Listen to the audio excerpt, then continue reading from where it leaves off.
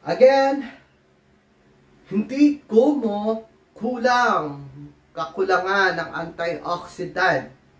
Reason, may autistic child, ADHD, o kaya nagkaroon ng problema sa pag-iisip o yung mental illnesses, no? Kundi nakita rin, ayon sa pag-aaral, yung kakulangan din ng nutrition, vitamins and minerals, especially itong vitamin A, vitamin E, at saka vitamin T. Kapag mababa rin yung zinc natin, mababa din yung selenium natin, at mababa din yung magnesium natin, believe me, magkakaproblema po tayo sa neurons natin. Especially, yung low omega-3 fatty acids. Sa nangyayari kasi ngayon, dapat ang ratio ng omega-3 tsaka omega-6, 1:1 yan dapat. Ang nangyayari ngayon, 1:50. Na sobrang dami ng omega-6, which is nagko-cause po ito ng chronic inflammatory at saka oxidative stress. No? At isa pa sa reason na merong mga ADHD o kaya autistic child ay ito yung pagkakaroon ng mitochondrial dysfunction. Ang mitochondrial ay ito, kung baga sa computer, ay CPU po ito. Na? Siya po yung CPU inside our cells. Okay? Kapag nagkaroon ng dysfunction, no, which is not surprising, no? Dahil every time may oxidative stress tayo, you're going to have a problem in mitochondrial na ito. Deep within.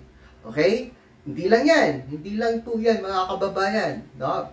There is also called homocysteine. Actually, may lecture ako dyan. Abangan nyo yung lecture ko about homocysteine. No?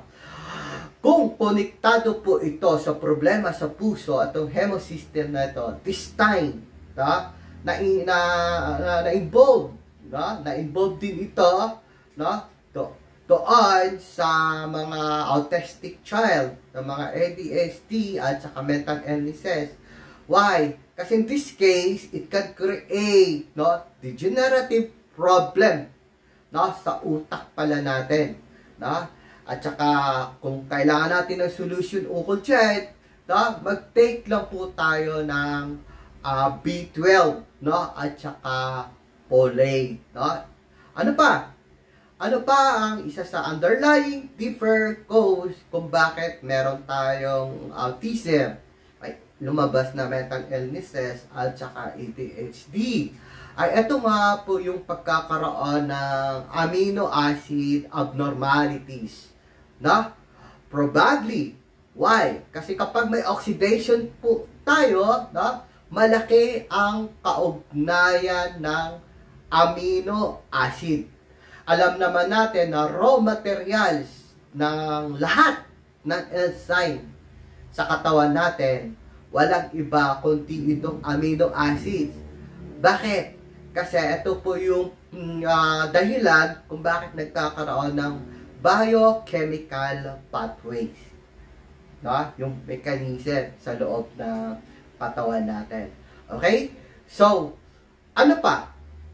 Pag-usapan naman natin ngayon, what is the best diets for autistic child o ADHD at saka may mga mental illnesses? Guys, yun po ang tatalakay natin sa susunod na video na ito. Thank you so much and God bless us.